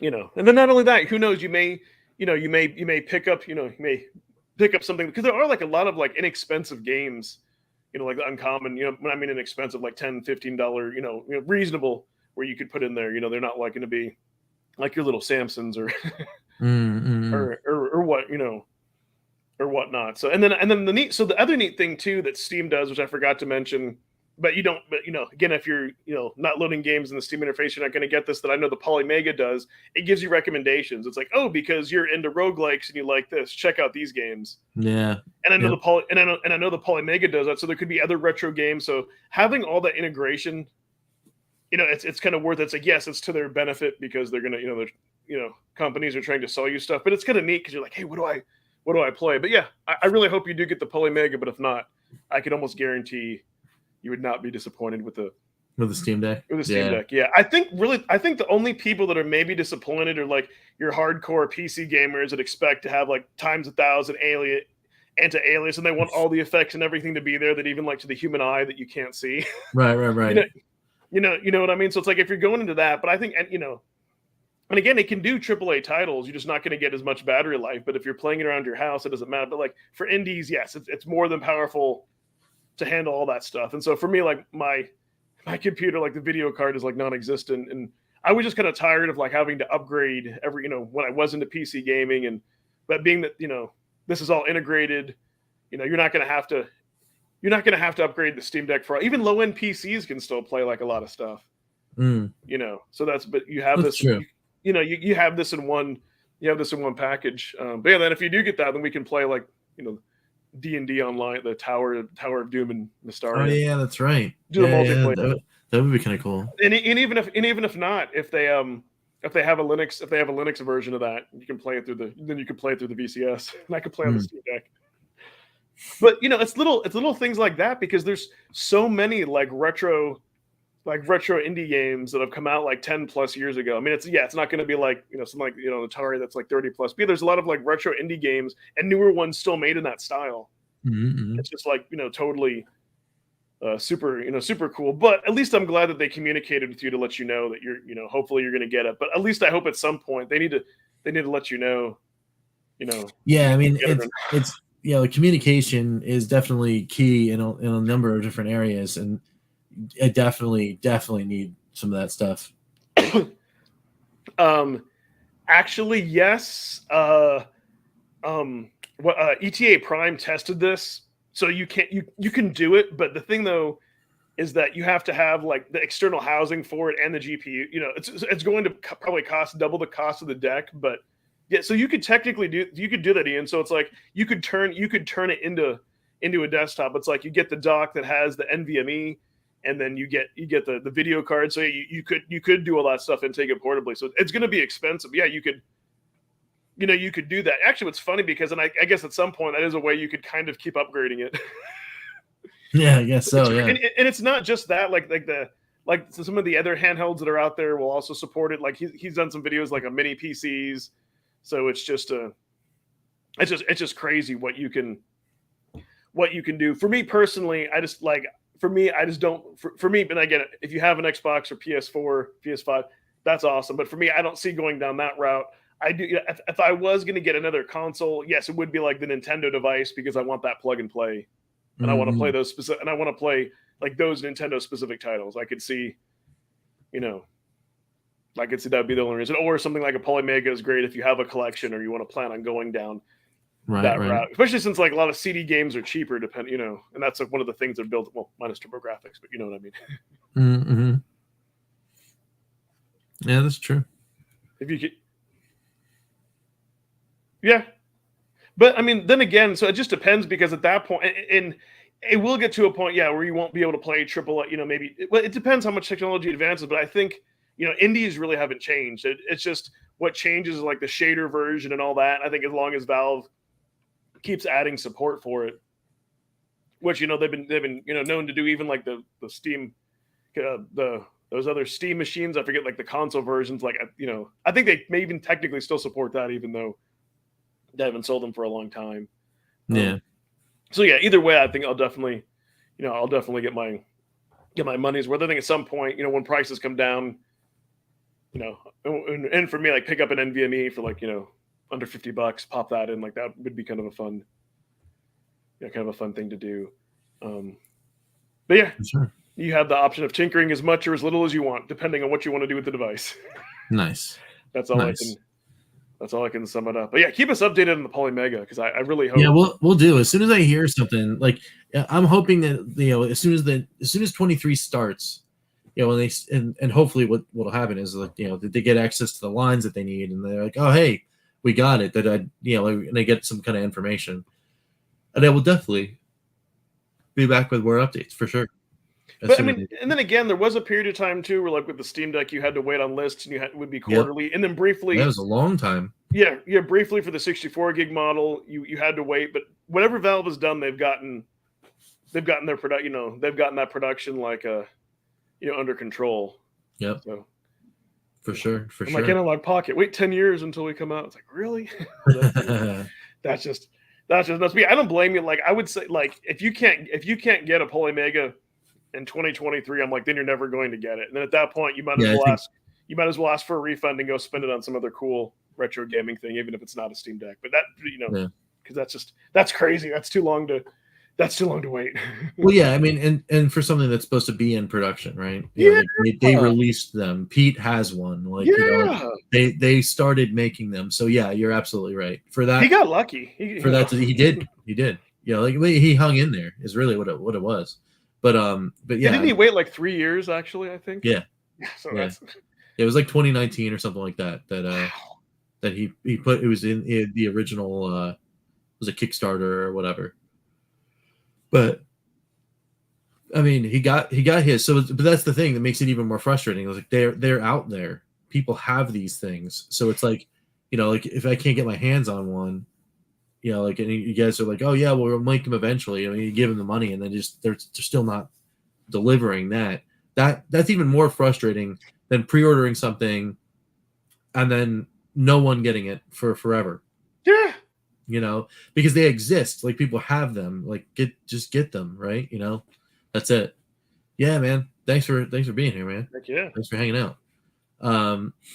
So, but anyway, speaking of. Wrapping this topic up and then, kind of probably wrapping the show up. Why don't we get into some polls? Yeah. Real quick and see what's going on.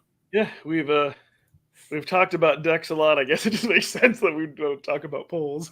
Wah, wah. I couldn't resist. So what I try to do since we come up the show every 2 weeks, between the shows each week, I like just to kind of post something. So, usually either related to gaming or just something fun, both here and in my own channel to reveal on Evercast. So just kind of like, spurt the moment. Sometimes something pops into my head and I'll be like, let me ask everybody. So choice of venue, for family, friend hangout. I was just kind of curious. I'm like, well, how many people actually go to the movie theater? So that I kind of put in there. I figured like Arcade Barcade would be a lot, but nice restaurant. Like who doesn't enjoy going out with a significant other?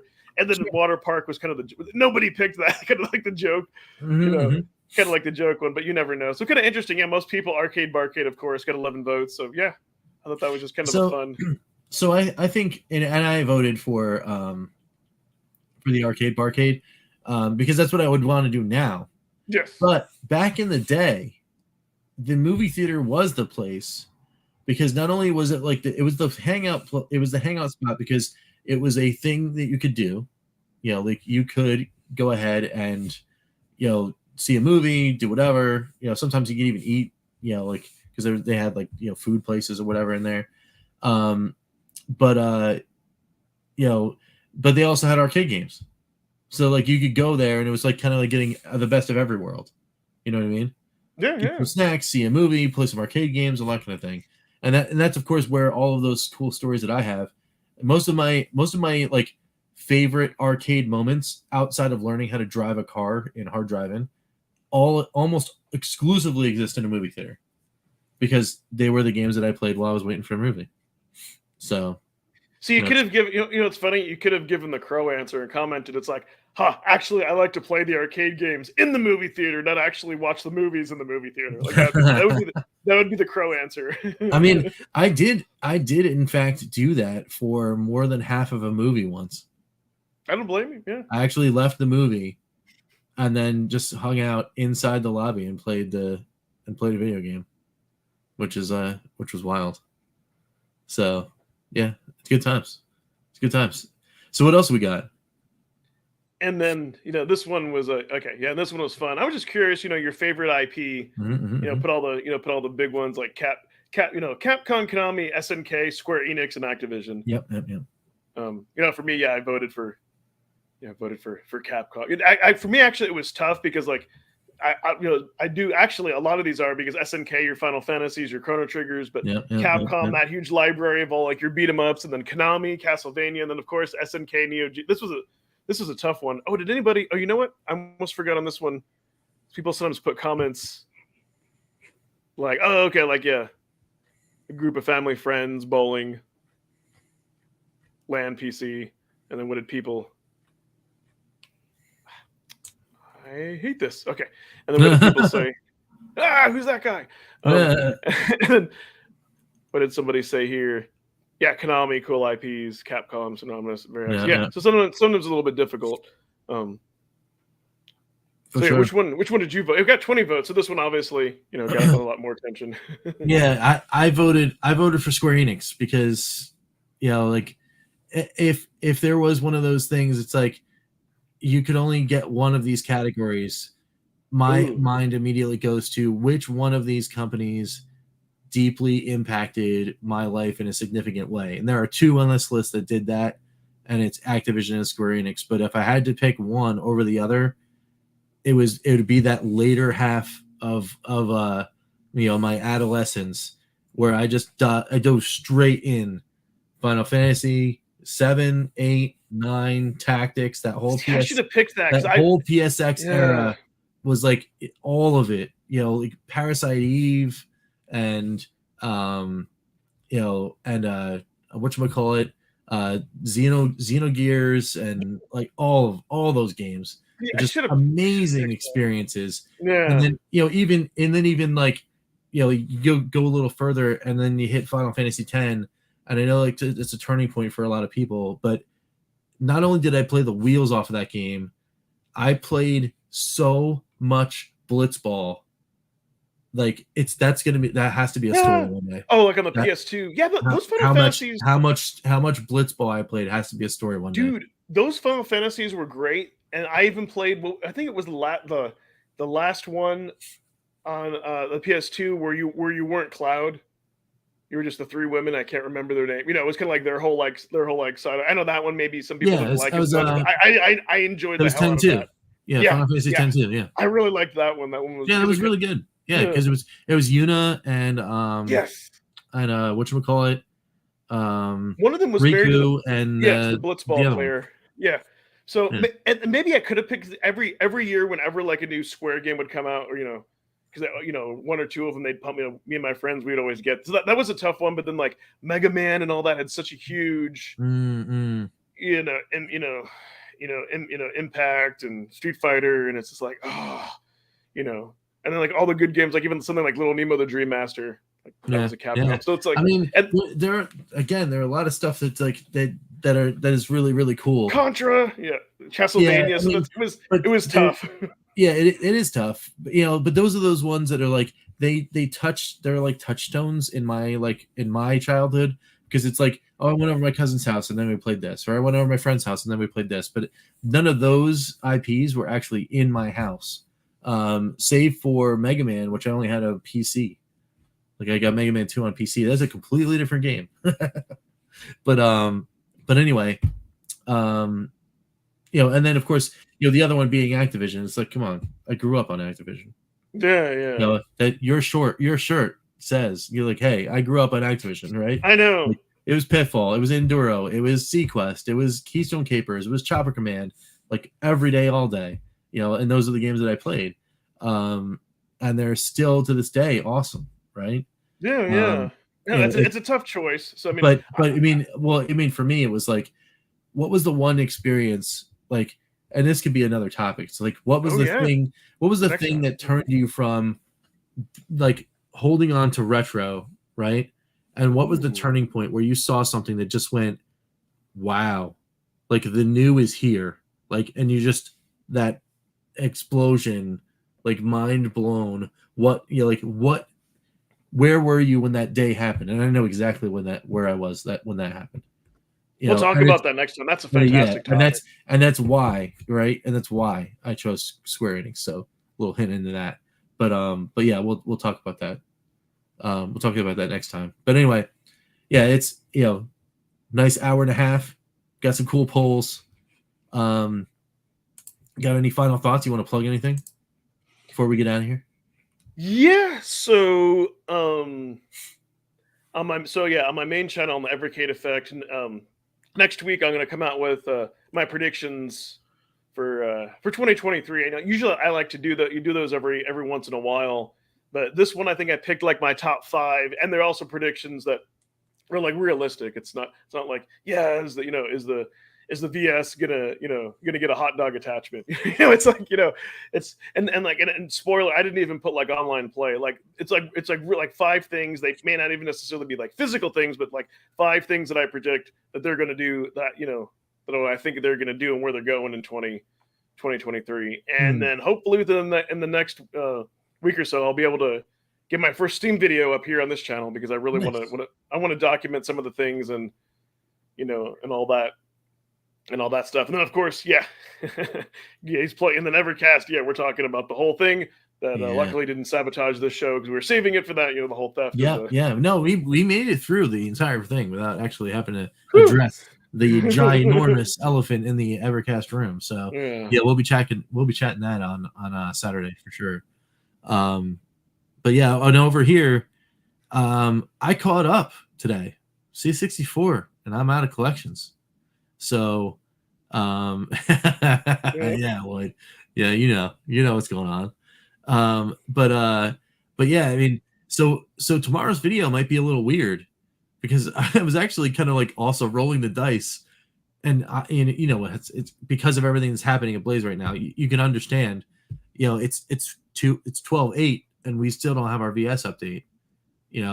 So I was like, oh, cool. Where's the other 2 Indie Heroes games? I'm like, I was hoping that that's what was going to happen, and then tomorrow's video is fun for fiving the last 2 Indie Heroes freebies for the game of the month.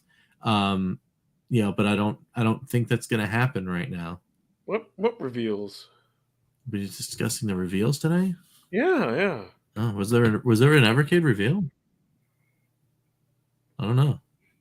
2 p.m. GMT. What reveals?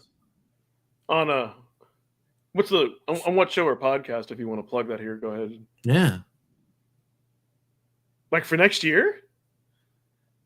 I don't know. Yeah. That's cool though. Like, yeah, whatever you get. Yeah, that's awesome. Yeah, let us know. But or yeah, is that the Ever? Or is he talking about the Ever chat? Oh, the embargo's lifted. That's right. The embargo lifted. Oh, Friday. Talking about the EXP. So yeah, there's gonna be a whole bunch of people putting out their reviews. We're gonna be chatting about that too. Yeah, man, that's gonna be a big show. I might be late for that, also, by the way. Just so you know, actually, because I've got to be at an event.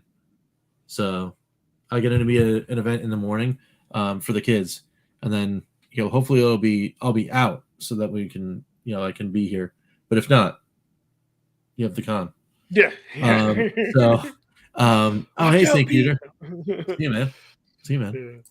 Yeah. But yeah, over here, yeah, it's gonna be weird, because if I don't have anything, then I'm still gonna make a video, but it might just be like a thought video, like, oh yeah, here's a cool thing that I'm thinking about, or whatever.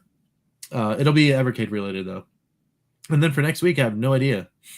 I'm thinking about maybe doing another poll, but I'm scared to include the Evercade in it, because if you guys choose Evercade again, I don't know what I'm gonna do. Yeah.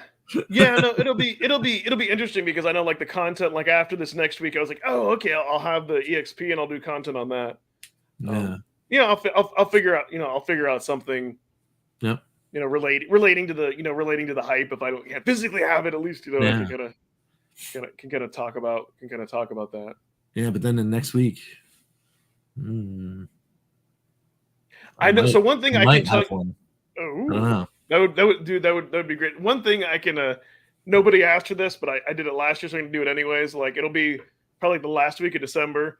I'm gonna take all my weird intros and just just throw them together. You know, That's awesome. yeah, like if they have music, if they don't, like, I'm not gonna I'll just briefly give a little bit of it, like a 30-second intro, and let it roll. It'll probably be like 5 minutes. So yeah, that's cool. so that'll That's always very, be a very fun. cool.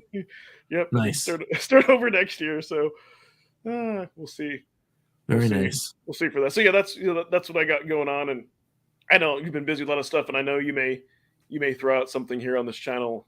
Yes. Yeah. Definitely something that I am I'm looking forward to doing too, because I got some interesting ideas that just don't fit on the main channel. So might see some cool stuff coming on this way. So speaking of like things that are being given out, Game Awards here. I think they just gave out Game of the Year. Somebody's happy. Yeah, I see that. The dude high-fiving. Yeah, no, they're actually showing people. They're actually showing real names. Although somebody named Decker one, I'm like, that's rigged. But before they had like these numbers, I'm like, are people just creating like 1,000 accounts hoping to win a Steam Deck? I was like, yeah, Linderkin. Yeah, that's why I think they said you had to make a purchase so people wouldn't do that. Oh man, who won it? What was it? Shoot. They'll show they'll have the name of the guy from the studio. Those they kind of look like a sphinx with wings. Those are awesome. Yeah, those are cool. Oh, see, Ian's spoiling it. Yeah, it's Elden Ring. Elden Ring won Game of the Year.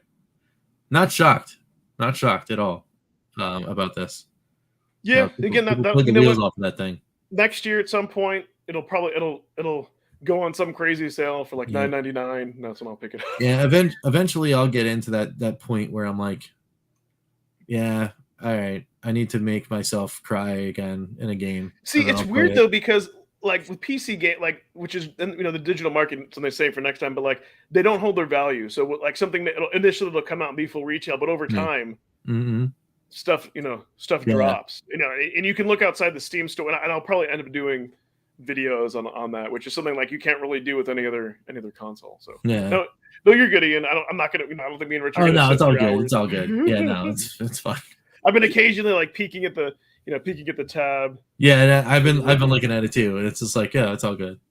Some interesting things, like maybe we could do like when we get together next time, we do like a post Game Awards, even though it's 2 weeks away. 2 weeks afterwards, tons of stuff got announced. So there's a lot to sift through, and maybe there's some cool indie, like retro-y game stuff that got shown that we missed. So yeah, we'll see what's going on there. But anyway, that is it for us today. It's time for me to go to sleep and do all those things. And thanks everyone for hanging out. And watching. Love hanging out with you guys and having this cool conversation. Great chat again tonight. That was awesome. You guys keep bringing it, because that's the other part of the reason why we do this, is because we get to hang out with cool kids like you. Oh yeah. Otherwise, it would just be me and Rich talking to ourselves. And that was our initial thing. Like, if no one shows up and we're just talking to ourselves, so be it. But exactly. But it's even better because now there's even more people, which is great. We do appreciate the interaction and people who don't catch us live and watch it on the replay. It's all. Yep. Awesome. Yeah, and don't forget to comment too if you're watching the replay. We do read them, so we do read those comments. So it's good stuff. So until next time, we will see you in 2 weeks. What's that? Yep. What's that date? Oh yeah, because I know it's getting close to the holidays. That's the 22nd, which is I think that's a thing that we can do. I think that's a thing. Unless somebody forces me to go to MetLife, that is definitely that could definitely be a thing. Because it also just so happens to be the last day of the last game of the season for the division. Because that one. We'll talk offline. That one we may have to move that one earlier. Yeah, like we might have to do something earlier. That'd be perfect, because then we would be off the 26th anyways with family, and then we would come back on the 5th. So don't be surprised if that's earlier in the week. Yep. And pay attention to the community tab. We'll let you all know. But yeah, I wouldn't be surprised if that went back to our old time, like Tuesday for that one or something like that. Very, very, very possibility. Yes. So anyway, thanks again, guys, and we'll catch you next time. See you. Bye. Calling all retro gamers. This concludes our broadcast day. Click.